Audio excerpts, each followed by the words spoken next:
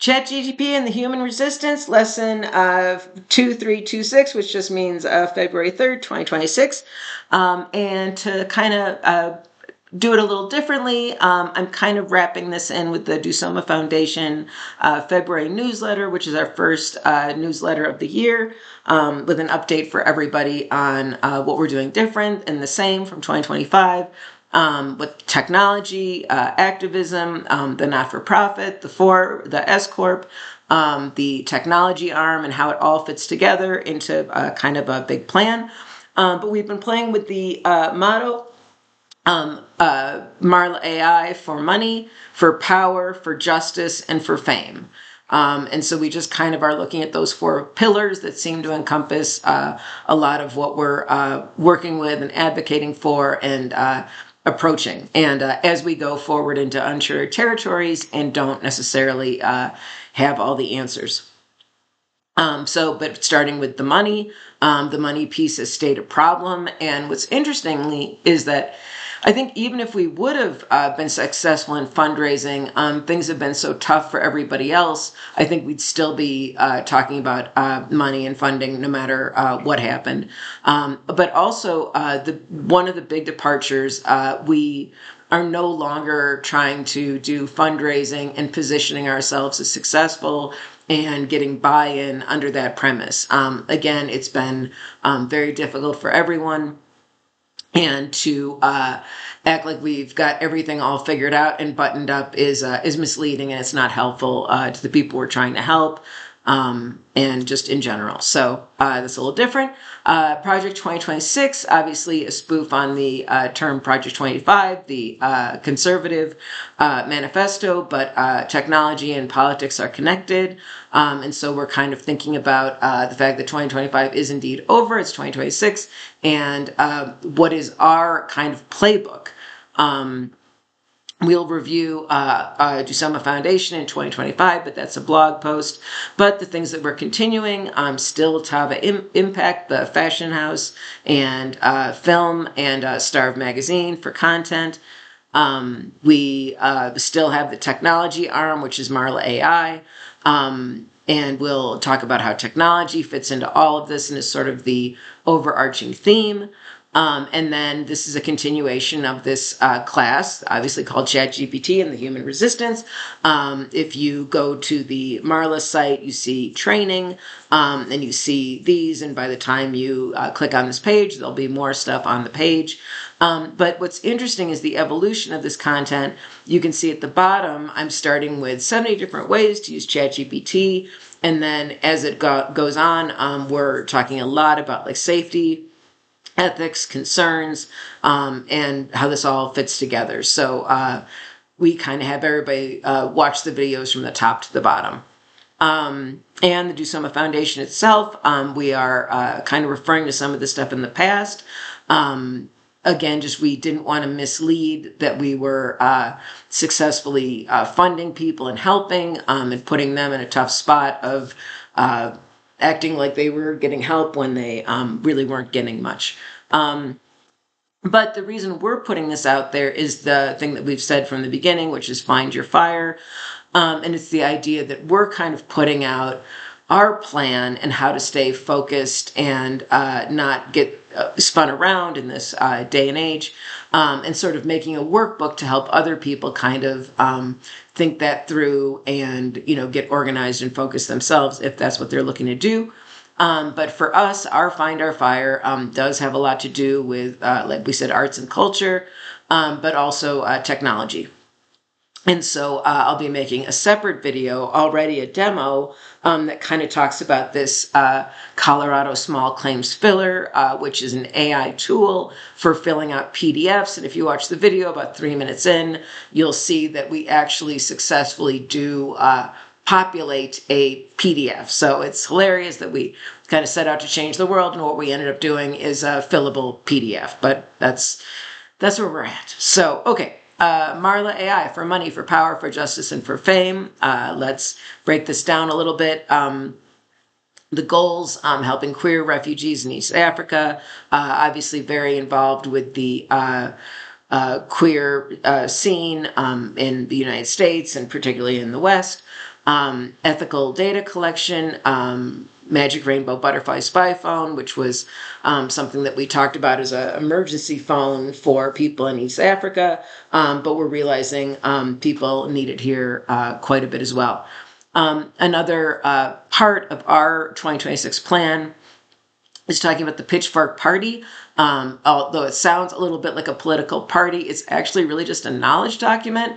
We're studying a lot about things that 60% or more of Americans agree on, and kind of helping us all kind of focus on those shared goals. But this came out of work with the Santa Fe election, which was kind of so powerful that we kind of did stop. We're focused on the midterms, but I do want to explain, whenever I had mentioned like AI with elections, everybody would panic.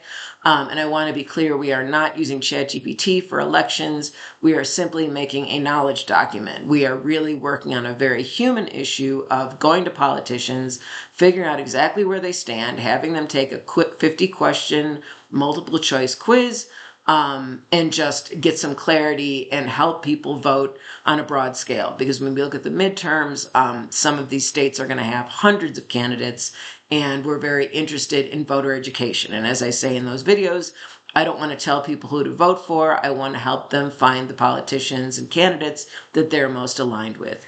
But again, some of the Pitchfork Party, the things that I think we all agree on, that water should be practically free and accessible, the idea of co-prosperity, of healthcare, democracy, education, infrastructure, and freedom of speech. Again, evolving attitudes about AI, and then that's why we really ended up getting into talking about vibe coding and what's going on with actually our software development, because that's another thing that's kind of like been turned upside down, kind of all at the same time. What we've seen about Upwork, and how it now charges people to apply for jobs, and the challenges of having a software development consultancy when software is maybe 90% faster to do. That said, we all know it's not there yet. It's not 90% faster today, but it is very interesting to see where this is all going. So there's going to be a video just about they call it vibe coding, but generated code, and the tests that we're doing, and the workshops we're going to be doing, and the training, and advocating for some union labor, and we'll talk more about that. Okay, and so that's going to be the latest one in the ChatGPT and the human resistance class. And we talked about the other videos. But one thing we're really adding that's new is Cory Doctorow's book, Enshittification. I had written an essay called The Fabric of the Tech Universe is Ripping, and about how everything was just getting crappier and falling apart. And then this book came out, and it really said it in a very powerful way that Cory Doctorow's done a lot of press on. And so we're doing a little bit of piggybacking on that content with things on Reddit. But also we're talking about how we want to do with our software, even with the PDF filler, that we want it to be no login, we want it to be free. And we talk about the enshittification of things, is that one of the things they're just like hopelessly monetizing to the point that it just makes it a worse and worse experience when people just need these tools, like tools to help people access SNAP benefits or veteran benefits.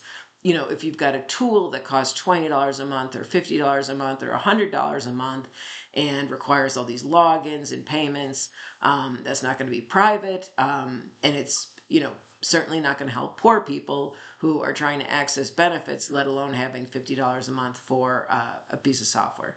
So that's Marla-AI.ai. We had to spell it a little differently now because when we say Marla.ai, it turns it into a hyperlink to a URL we do not have. Our actual URL is Marla-AI.ai. Okay. So let's break down the Money, Power, Justice, Fame Project 2026.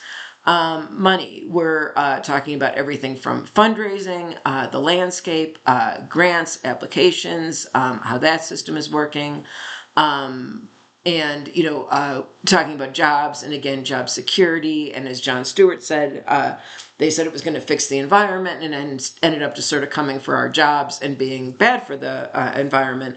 And not to mention the role of not-for-profits in a, non-profit driven space, which we think is needed. When we used to talk about our technology, we wanted to be kind of the first, what we said, not a not-for-profit, but a never-for-profit. So unlike OpenAI, which on some levels is technically a not-for-profit, everybody knows that it is absolutely all about the money. Okay, and again, our trans allyship.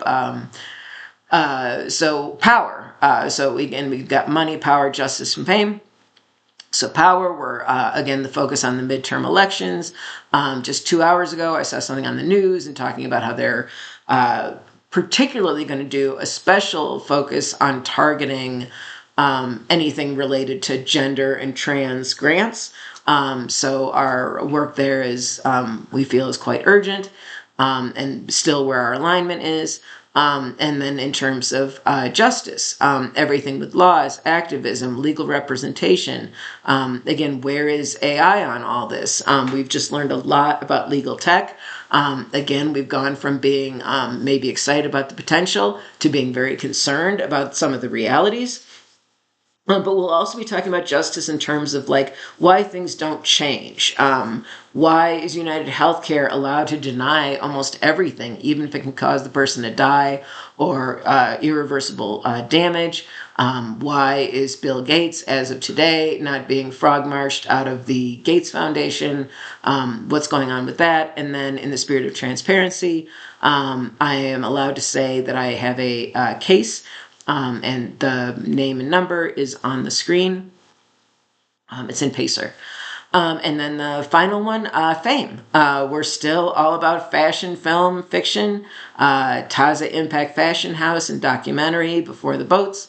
I'm toying with the idea of a book called Fight Club. Fight Club maybe 2.5. I'm just calling it FC 25 right now. And then also talking about the ethics of generative AI video, content creation. And again, we're always talking about ethics and not-for-profit. So that's just a little bit of the overview of some of the changes in 2026 and what to expect from our content, our newsletter, and if you join the mailing list. So thank you for watching, and talk to you next time.